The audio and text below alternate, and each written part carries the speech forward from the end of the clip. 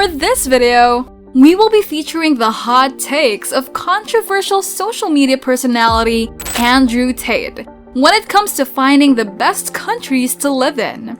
For those of you who don't know him, Andrew Tate has been one of the hottest, trending topics on social media because of his very, let's say, provocative opinions that are commonly debated on throughout the internet. Just on December 2022, Tate has actually caught fire after his hostile exchange of tweets with famous climate activist Greta Thunberg on his collection of sports cars. But for today, we're gonna be discovering what he has to say when it comes to certain destinations and countries around the globe. We stumbled upon an exclusive discussion of Tate alongside Sneako, Myron, and their other podcast bros. In this podcast, Andrew was actually asked, as a young man navigating the Matrix, what is the best possible location for a guy to live in these times?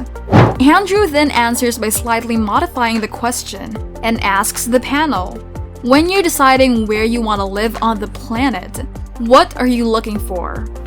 Here is the top G's list of things to consider in finding the best place to live in around the globe. Let's start off at number 7, your net worth. It was mentioned during the panel's discussion that one of the standard things to keep in mind when deciding where you want to live in the world is, of course, the amount of money you have. One of the answers that came up was that if you are American, the right move is to go to Miami or Puerto Rico. But if you aren't yet one of those people they consider to have top G money or millionaire money, then you should definitely consider Croatia, Albania, or Romania. Why? They describe these countries as having nice people, nice weather, and pretty cheap prices for commodities. Basically, our takeaway on those statements is that if you already have millions of dollars on you, it is already pretty easy to live like kings in these parts of the world. Next, at number 6, Judicial Values. When he was asked why he opted to reside in Romania, Andrew Tate responded on the Feminist podcast that Western civilization is degraded and more corrupt. Tate continued by stating that the Western world infuriated him for some reason. The former kickboxing champion also continued by saying, in Western civilization, he actually does not feel at home. It is the most corrupt, repulsive, and degraded society on Earth, and he doesn't like how it works or operates. The only things left are money and corporate goals, according to him. Tate asserts that the entire premise of law and order is false and nonsense. He concluded by stating that he much preferred living in a corrupt society where at least he could participate. To again quote him, "Let us all play if corruption exists," which it does.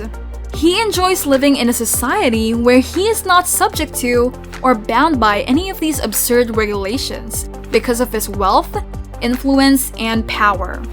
Notably, Andrew Tate has made a point of claiming that Romania is actually more free than many other nations and that he would prefer to live in one if it had a severe legal or judicial system, but only if it ensured his safety on the streets.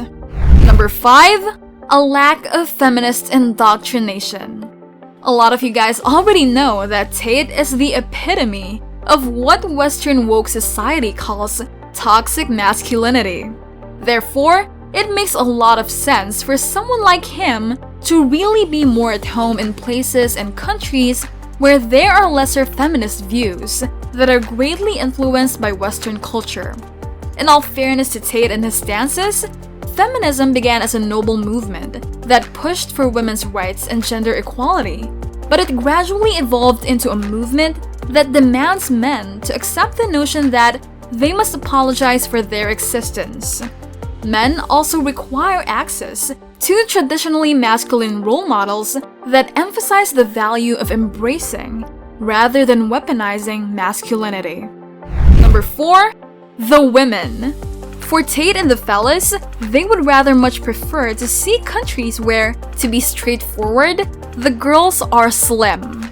This has eventually led to the panel challenging each other to look for women under 40 who are not slim and in shape in Eastern Europe.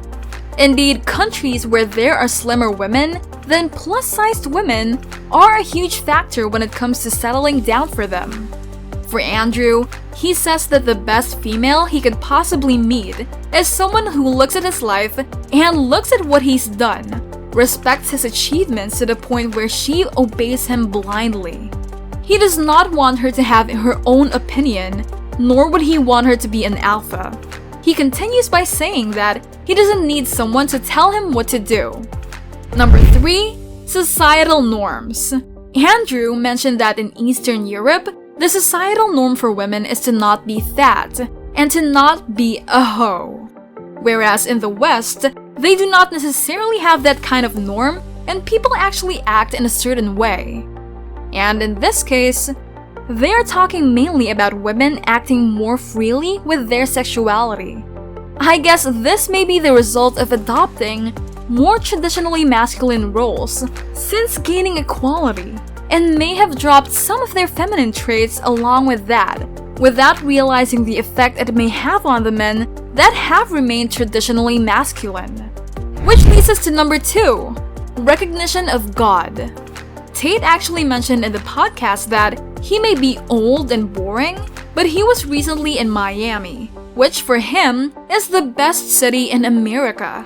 However, Tate explains that the city of vice has actually felt godless for him. He won't deny the fact that it is fun for him, but he can't help to seek God in it. Andrew goes on to say hoes are everywhere, but Andrew would still like to see the typical family-run businesses and hotels, and that the women would still go to church on Sundays. And that again is why he reiterates that Eastern Europe is best for him. Finally, at number 1, the people you're with. It was brought up in their conversation that, indeed, when you're looking for a place to live in, what matters is who will be there with you. The fellas agreed that all money aside, and if they can live anywhere they want to in the world, it is still gonna be uncomfortable for them if their boys aren't there. Places like Colombia, Dominican Republic, and the cities and islands of Eastern Europe sure are nice, with their incredible sceneries and affordable cost of living, which are perfect for luxurious lifestyles.